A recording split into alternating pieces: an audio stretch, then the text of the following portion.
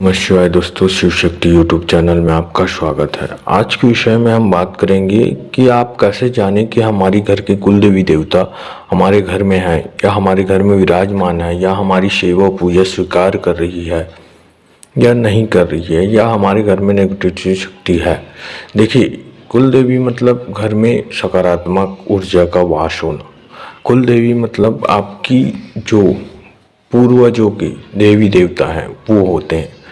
देखिए, आज की जनरेशन में लोग इतने पैसे के पीछे इतने भग रहे हैं, कई ऐसे हैं जो पढ़ाई लिखाई के पीछे इतने भग रहे हैं कि उनको पता ही नहीं है कि हमारे घर की कुल देवी कौन है, हमारे घर की कुल देवता कौन है। जब मैं पूजा पाठ में नहीं था ना, तो मुझे भी नहीं पता था कि मेरे घर की कुल देवी देवता कौन है।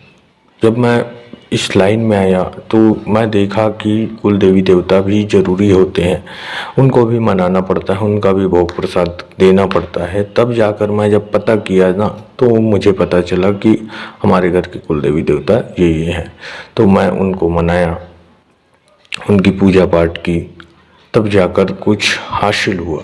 आज देखिए, होता क्या है, आप तो भूल जाते हैं, आपके लिए भूलना कोई बड़ी बात नहीं है। आप पैसा कमाने के उसमें भूल जाते हैं या पढ़ाई लिखाई के थ्रू भूल जाते हैं। लेकिन होता क्या है कि आपके घरों में दिक्कतें आनी शुरू हो जाती है। बहुत सारी ऐसी दिक्कतें आनी शुरू हो जाती है, जैसे कि संतान प्राप्त ना होना, घर में पशुओं की मौत होना, घर में नेगेटिव शक्ति आना।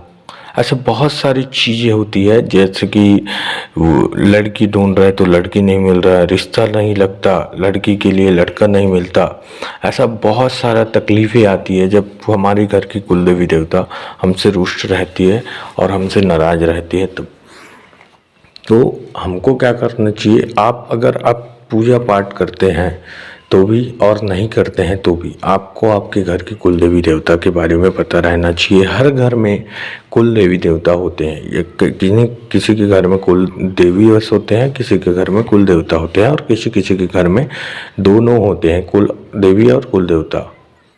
देखिए, हमारे घरों में हमारे घर के देवता, सबसे पहले हमारे घर के देवी देवता पितर होते हैं, उसके बाद में होते हैं कुल देवी देवता, उनके बाद में होते हैं हमारे इष्ट। तो जैसे कि पितर अगर प्रसन्न है आपसे तो आपका बात वो अपने कुल देवी देवता तक पहुंचाएंगे, यानी कि आपके कुल देवी देवता तक पहुंचाएंगे।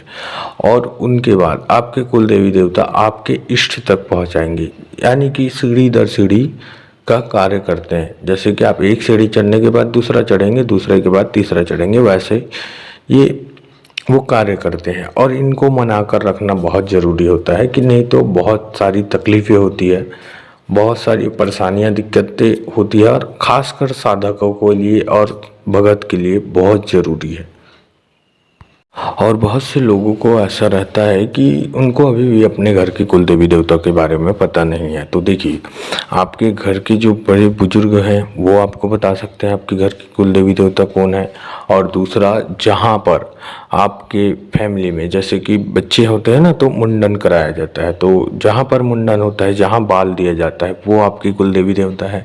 या जैसे कि शादी में गठ जोड़े की जात लगाई जाती है, ठीक है। या तो फिर कई लोगों के यहाँ ऐसा रहता है कि पैर बिना नया दुल्हन को पैर नहीं धुलाते, सीधा कुल देवी देवता की मंदिर ले जाते हैं।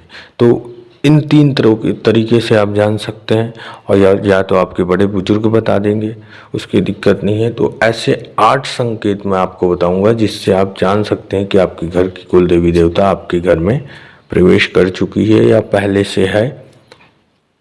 देखिए, सबसे पहला संकेत होता है कुल देवी देवता का आपके घर में वास होने का, पुत्र प्राप्ति का। क्यों? क्योंकि कुल देवी देवता का कार्य वही होता है कि आपकी वंश वृद्धि करने का। क्योंकि वो पीढ़ी दर पीढ़ी पूजना चाहते हैं आपके फैमिली में, आपके परिवार में। क्योंकि उनको पूजना है, उनको आपके परिवार में रहना है, उनका मान हो रहा है, उनका सेवा पूजा हो रहा है। तो यह पहला संकेत होता है।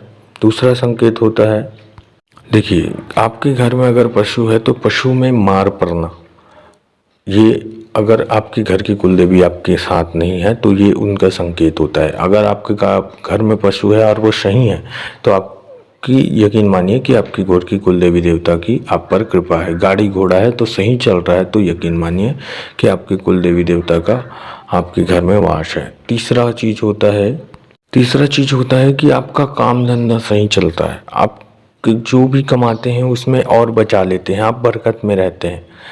ये तीसरा इनका संकेत होता है कि आपका घर में कुल देवी देवता का वास है। क्योंकि देखिए, जहाँ कुल देवी देवता है ना, वहाँ आपके काम धंधे पे कभी कोई परेशानी नहीं आती है। आप हमेशा तरक्की करेंगे, आपका प्रमोशन होगा। जॉब कर रहे हैं तो आप गाड़ी चला रहे हैं, ड्राइविंग करते हैं तो आप 2 गाड़ी लेंगे, 3 गाड़ी लेंगे। आप तरक्की में हैं, मतलब समझ लीजिए कि कहीं ना कहीं आपके घर के कुल देवी देवता आपके साथ है।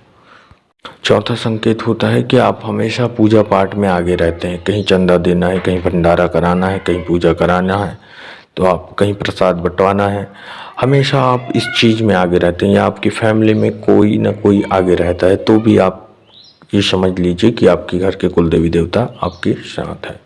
पांचवा लक्षण होता है कि आप घर परिवार में हमेशा सब स्वस्थ रहते हैं, अच्छे रहते हैं, कोई बीमारियां नहीं होती है, कर्ज मुक्त रहते हैं और हमेशा प्रेम से रहते हैं, मिलजुल कर रहते हैं। कभी छोटी छोटी चीज़ों से लड़ाई नहीं होती है, अच्छे से रहते हैं, सब मिलजुल कर रहते हैं। तो ये 5वां संकेत होता है कि घर की कुल देवी देवता आपके घर में निवास कर रही हैं या उनका कृपा आप पर है। छठा संकेत होता है कि आपके फैमिली में आप बरकत होना शुरू हो जाता है। जैसे कि आप पहले 5 किलो चावल लाते थे, वो 3 दिन पुरता था या 3 दिन तक आप खा पाते थे आपकी फैमिली पूरी, लेकिन अब वो 4 दिन 5 दिन चलता है और कोई अचानक से आ जाता है तो वो भी उस चावल को खा लेता है, फिर भी चावल ख़त्म नहीं होता। ये बरकत होती है। आप एक और वीडियो मेरी चैनल पर डली हुई है कि बरकत का क्या चीज़ है, वो देख लेना। 7वां संकेत होता है, 7वां लक्षण होता है, खुद देवी देवताओं के दर्शन होते हैं, या स्वप्न में हो या उनका अनुभव होना। कुल देवी देवता, पितृ दर्शन, इष्ट दर्शन या बाबा भोलेनाथ या कोई भी ऐसे देवी देवता जिनका आपको सपने में दर्शन होता है या उनकी कृपा दिखती है या आपको कुछ चमत्कार दिखते हैं घर पे, तो ये 7वां संकेत होता है। 8वां और लास्ट संकेत होता है 8वां और लास्ट संकेत होता है कि आपकी कुल देवी के आपके ऊपर आशीर्वाद या आपके उनकी कृपा होती है तो वो आपको फर्श से अर्श तक ले जाती है, यानी कि ज़मीन से आसमान तक। इतनी तरक्की कराती है कि लोग सोच में पड़ जाते हैं कि अचानक क्या हो गया कि ये आदमी ऐसा था, आज ऐसा है। इतनी कहाँ से तरक्की हो गई, इतनी कहाँ से इसके ऊपर कृपा हो गई। ये कुल देवी देवता का कृपा का कारण होता है, उनका संकेत होता है। तो कुल देवी देवता की पूजा पाठ बहुत ज़्यादा जरूरी है, खासकर साधक भगत को बहुत ज़्यादा। और मेरी वीडियो भी बहुत दिनों से नहीं आ रही थी क्योंकि मेरे थोड़ा सा तकलीफ़ था, इसलिए मैं वीडियो नहीं डाल पा रहा था। अभी वीडियो कंटिन्यू मिलेगा आपको।